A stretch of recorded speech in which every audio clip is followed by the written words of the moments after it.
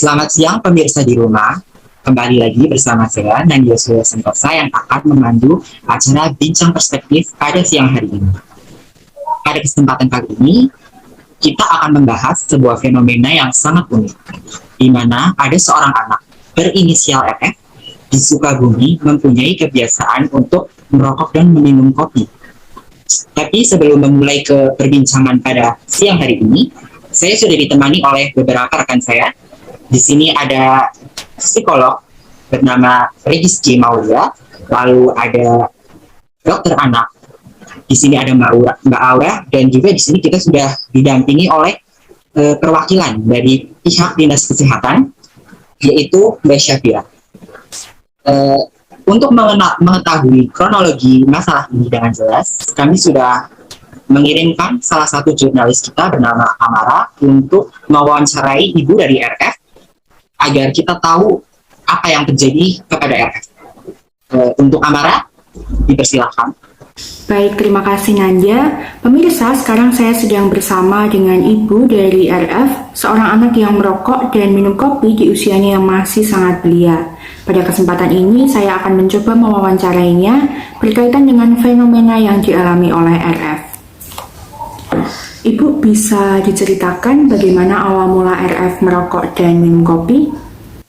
Ya Mbak, jadi awalnya saya tidak sengaja memergoki anak saya memegang batang rokok. Ketika saya lihat, dia sedang merokok di depan rumah. Setelah melihat itu, apa yang ibu lakukan? Langsung saya marahi Mbak, saya ambil rokoknya.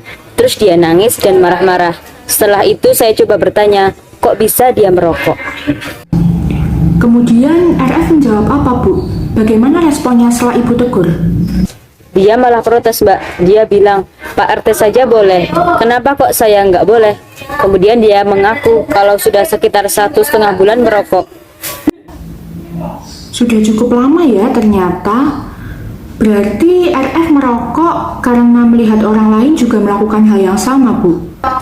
Betul Mbak, saya ingat beberapa waktu sebelum memergoki anak saya diajak bapaknya untuk ikut pertemuan bapak-bapak kampung. Kemudian dia melihat ada yang merokok dan minum kopi.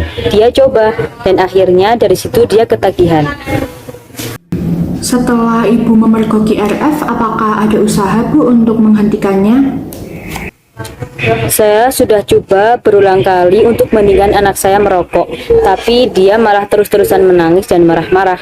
Akhirnya saya terpaksa memberi rokok dan memperbolehkan anak saya minum kopi. Sampai sekarang apakah RF masih sering merokok dan minum kopi Bu? Beberapa hari ini sudah berkurang Mbak, karena ada pihak dari Dinas Kesehatan yang memeriksa kondisi anak saya. Lalu bagaimana ibu sendiri menanggapi hal ini?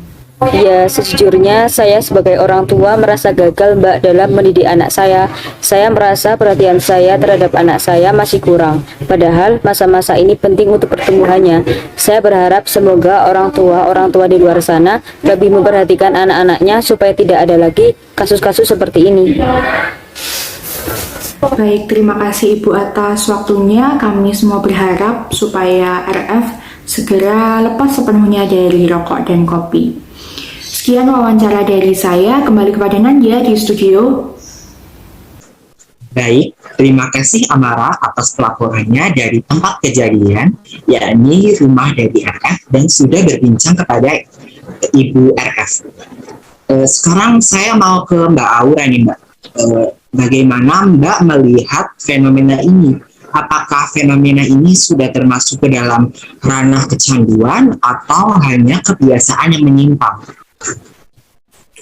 Baik Mas Nandya, jadi saya akan menjawab ya. Kalau dilihat dari berita tadi, RF ini kan sudah merokok kurang lebih sekitar 1,5 bulan ya. Kemudian dia berhenti karena merasa takut banyak orang yang datang ke rumahnya seperti itu. Nah, bisa kita katakan bahwa RF ini belum kecanduan ya, karena kalau dalam kasus orang yang kecanduan, mereka akan cenderung sulit untuk menghentikan aktivitas merokoknya. Meskipun secara sadar mereka mengetahui bahwa rokok itu merupakan hal yang membahayakan bagi kesehatannya, atau bahkan ketika mereka sudah memiliki penyakit yang serius akibat merokok, mereka tetap saja ingin merokok seperti itu. Namun yang perlu kita perhatikan adalah RF ini harus benar-benar berhenti melakukan aktivitas merokok ini. Apabila perilaku ini bertahan lama, kemungkinan RF akan menjadi perokok berat dan kecanduan ketika RF dewasa itu akan semakin meningkat. Seperti itu, Mas Nandia. Baik, berarti yang bisa saya tarik dari poin Mbak sebagai dokter spesialis anak di sini itu fenomena ini itu belum masuk ke ranah kecanduan seperti itu ya Mbak ya. Sekarang saya akan ke Mbak Regiski nih yang biasa dipanggil Mbak Eki sebagai psikolog ya Mbak. Mbak ini melihat fenomena ini itu seperti apa ya Mbak? Apakah yang menjadikan seorang anak itu memiliki kesadaran untuk berperilaku seperti menghisap rokok dan meminum kopi layaknya seperti orang dewasa? Apalagi ini juga fenomena yang penting ya, seperti yang sudah disebutkan oleh Mbak Aura tadi, kalau segera tidak dihentikan, ini akan berlanjut sampai dewasa. Bagaimana Mbak Eki? Baik, terima kasih Mas Nandia atas pertanyaannya. Menurut saya ini merupakan masalah yang krusial ya. Tentunya berkaitan dengan usia anak yang masih terlalu dini untuk mencoba rokok dan kopi, terutama pada kita garis bawahi pada rokoknya itu ya. Kalau saya sebagai seorang psikolog tentunya melihat dari sisi psikologisnya. Seperti yang saya pelajari bahwasanya ini berkaitan dengan behaviorisme atau keperilakuan. Ini disampaikan oleh Albert Bandura kalau dalam psikologi. Dia menjelaskan bahwasanya anak pada usia 2 tahun itu dia meniru perilaku orang-orang yang ada di lingkungan sekitarnya. Jadi kemungkinan besar si anak ini merupakan peniru yang ulung dari orang-orang yang ada di sekitarnya. Seperti itu Mas Nadia. Baik, berarti menurut Mbak nih ya, sebagai psikolog, RS yang berusia 2 tahun ini memiliki seperti kesadaran untuk berperilaku merokok itu karena melihat dari lingkungannya seperti yang sudah dijelaskan tadi oleh Mbak Eki, bahkan ada teorinya sendiri ya Mbak dari Albert Bandura. Iya, betul sekali Mas Nadia, seperti itu. Jadi lingkungan sekitar itu merupakan hal yang sangat penting dalam pemrosesan perilaku anak. Baik, terus saya tertarik nih Mbak, mungkin pemirsa di rumah juga penasaran gitu, mengapa hal ini bisa terjadi gitu Mbak? Apa menurut Mbak Eki ini apa sih faktor-faktor yang mendorong seorang anak ini berperilaku seperti itu gitu? Karena kalau kita lihat ya Mbak, fenomena ini kan sudah terjadi selama 1,5 bulan tadi ya, berdasarkan wawancara dari jurnalis kami Amara. Itu sudah ibunya itu berkata bahwa fenomena ini sudah terjadi selama 1,5 bulan, dan itu bukan waktu yang sebentar ya kalau hanya untuk coba-coba saja gitu. Bagaimana Mbak Eki?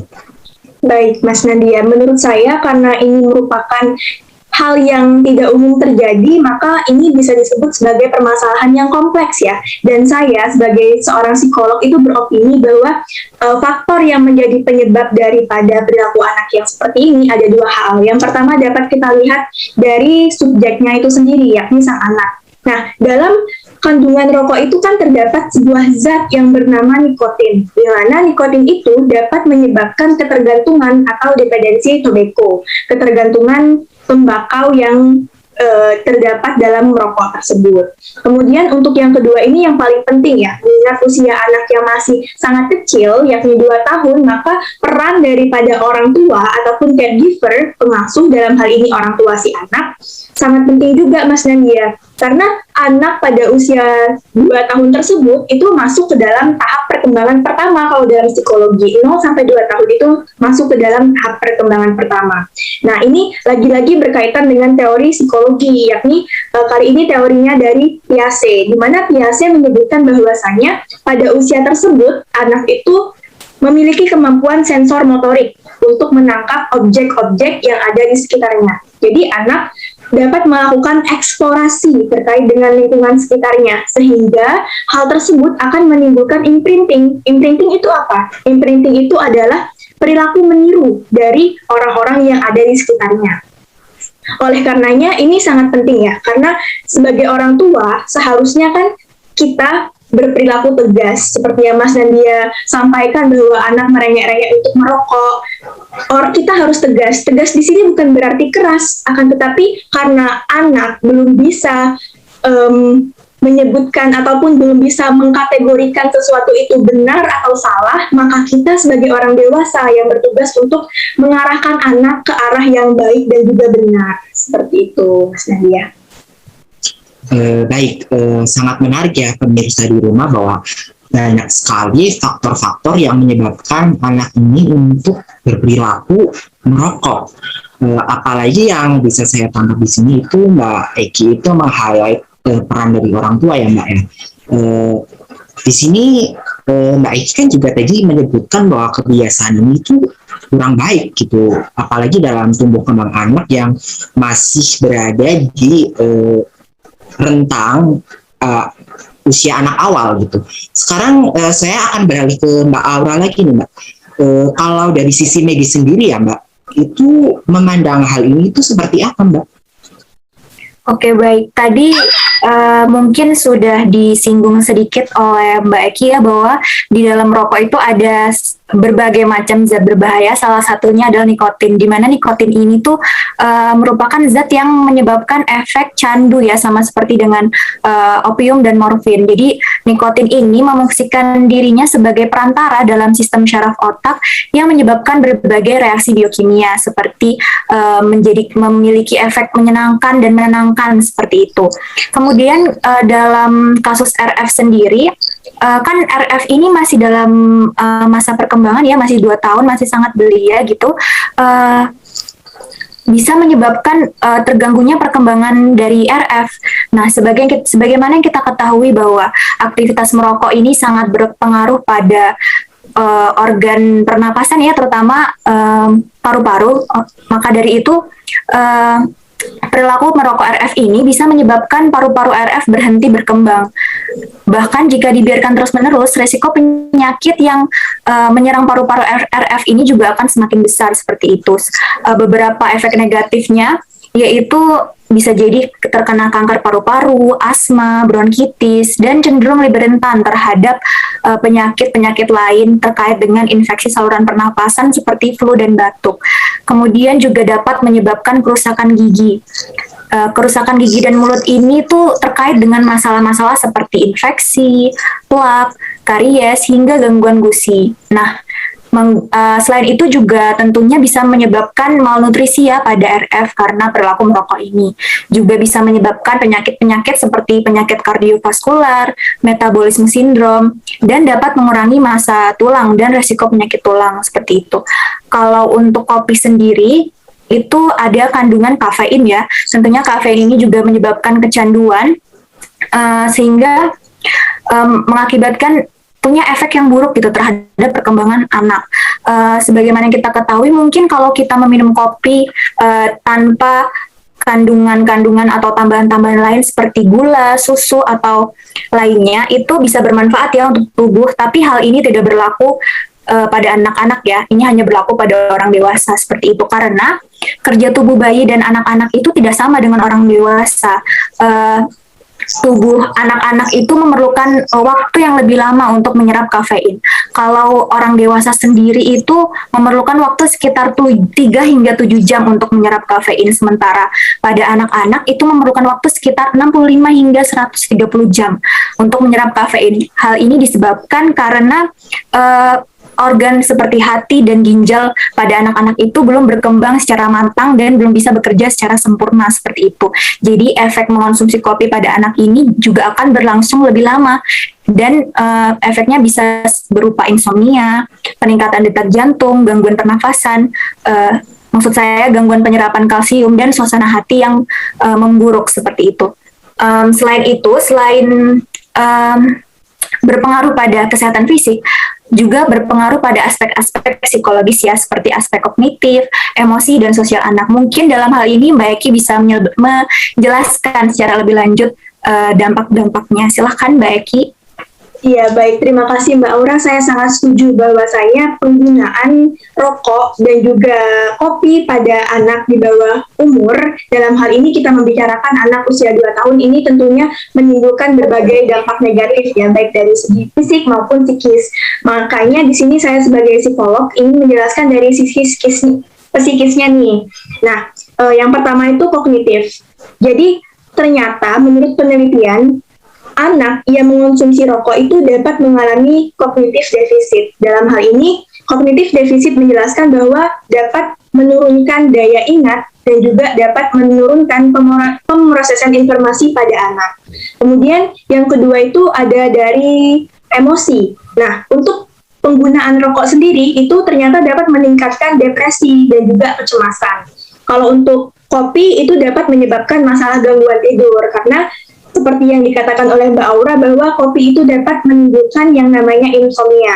Jadi menyebabkan gangguan tidur yang terjadi pada anak apabila anak mengonsumsi kopi.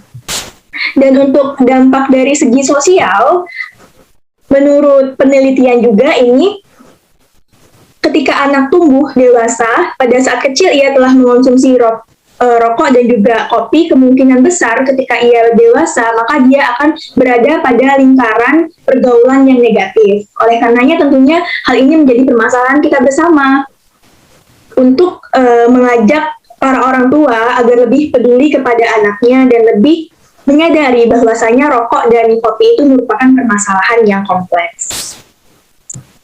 Wah, sangat menarik sekali ya. Kalau tadi saya dengar penjelasan dari Mbak Aura dan Mbak Eki di sini, bahwa banyak sekali faktor yang saling berkaitan gitu dengan tumbuh kembang si anak, khususnya kan kalau mungkin kita selama ini kenal bahwa rokok itu berbahaya hanya karena zat-zat yang terkandung di dalamnya gitu. Ternyata zat-zat itu juga bisa memicu gangguan-gangguan seperti yang sudah disebutkan Mbak Eki tadi, dari emosional bahkan sampai ke sosialnya gitu ya Mbak ya. Saya jadi ingin tahu nih, saya mungkin bisa beralih ya, nanti dari Mbak Eki dan Mbak Aura, saya akan beralih ke Mbak Syafira di sini. Bahkan dari institusi pemerintah ya Mbak, saya ingin tahu kalau dari pemerintah sendiri itu, Mbak dan kawan-kawan di Dinas Kesehatan itu sudah melakukan apa kemarin terhadap kasus RF ini? Baik, Mas Nandya, jadi begini, kami selaku dari pihak Dinas Kesehatan telah melakukan kunjungan beberapa kali kepada Ananda RF.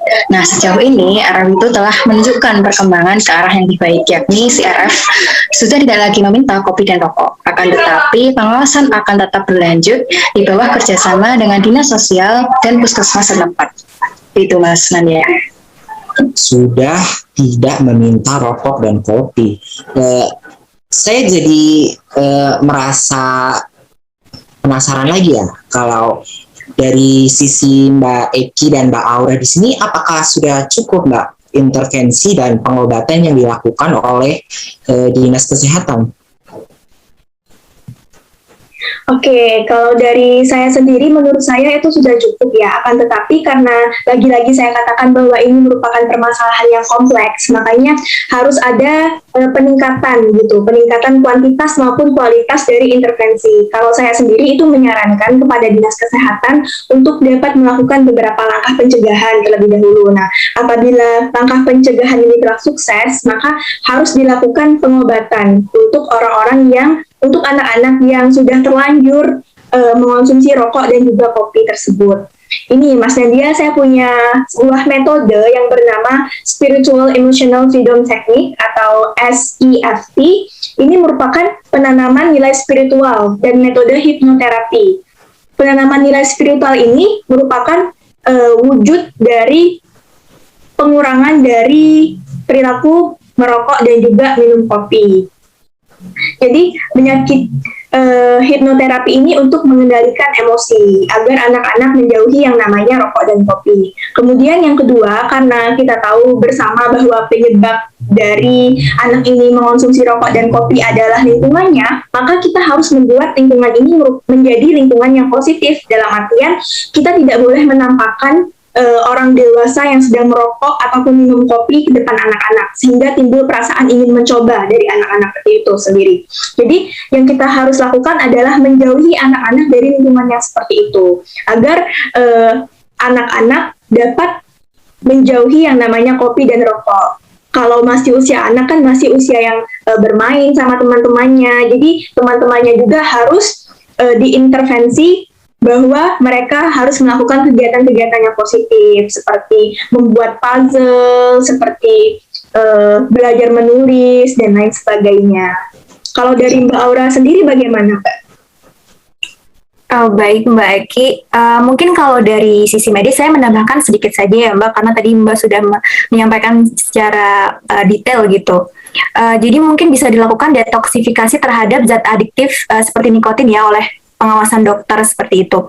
Namun ada beberapa hal nih yang bisa dilakukan oleh orang tua RF di rumah, yaitu dengan mengganti stimulus rokok dengan permen yang rendah gula untuk menghilangkan rasa masam ketika tidak merokok. Ini contoh seperti ini bisa dilakukan pada perokok aktif ya, apabila RF ini masih terus berlanjut gitu merokoknya. Kemudian bisa juga dimanipulasi rokok dan kopi ini dengan diberikan sesuatu yang tidak enak seperti sari brotowali, sehingga mindset anak akan berubah bahwa kopi dan rokok itu tidak enak. Ini sama konsepnya seperti ketika ini menyapih anak ya. Ibu-ibu mungkin sudah banyak yang tahu mengenai hal ini dan bisa diterapkan ketika anak itu kecanduan rokok dan kopi seperti itu. Kemudian bisa juga dengan memandu anak-anak untuk beraktivitas fisik secara aktif lagi, lebih banyak beraktivitas fisik gitu, agar menghasilkan hormon endorfin yang bisa membentuk perasaan bahagia, sehingga anak tidak akan berpikir tentang rokok dan kopi lagi. Tentunya ini juga merupakan peran orang tua ya sebagai caregiver gitu, untuk memastikan bahwa anak-anak ini jangan sampai gitu untuk mencoba rokok dan akhirnya kecanduan seperti itu. Mungkin seperti itu Mas Nandia? Ya, lagi-lagi ya pemirsa di rumah, bahwa di sini itu yang sangat ditekankan itu peran dari orang tua, karena ya sudah kita pahami bersama seperti yang sudah dijelaskan oleh Mbak Eki maupun Mbak Aura di sini, bahwa orang tua itu yang tahu, yang sudah memiliki pemahaman tentang bahaya dari perilaku yang dilakukan oleh RF ini. Sekarang saya akan kembali lagi ke Dinas Kesehatan ya. Di sini ada Mbak Vira di sini. Apakah sudah ada program-program dari Mbak Vira yang teman-teman Mbak Vira dan teman-teman di Dinas Kesehatan itu sudah mungkin agendakan untuk merubah mindset anak-anak yang lain gitu, untuk tidak berperilaku seperti RF dengan meminum kopi dan menghisap rokok, karena ini fenomena yang sangat perlu dikaji ya, karena ini sangat mempengaruhi tumbuh kembang anak dan harus segera ditanggulangi menurut saya. Bagaimana Mbak? Baik Mas Nandya, jadi sejauh ini kami itu sedang menjalankan program untuk mengamankan bayi, anak-anak, dan remaja dari bahaya rokok, yaitu dengan melakukan konsultasi dan penyuluhan di balai setempat. Nah, melalui kegiatan tersebut, kami juga mengajak peserta lain, baik perokok aktif maupun perokok pasif, untuk mengenali segala seluk-beluk, dampak, dan bahaya merokok. Nah, selain itu, kami juga memotivasi peserta untuk bersama-sama menghentikan kebiasaan merokok melalui persuasi bertahap. Kami juga merencanakan untuk melakukan monitoring terhadap di lingkungan RF tersebut. Nah, kami juga melakukan tindak lanjut apabila telah melalui proses sarkonikotin dengan bantuan pengobatan dan terapi. Nah, kegiatan ini juga akan dievaluasi setiap bulannya. Begitu, Mas.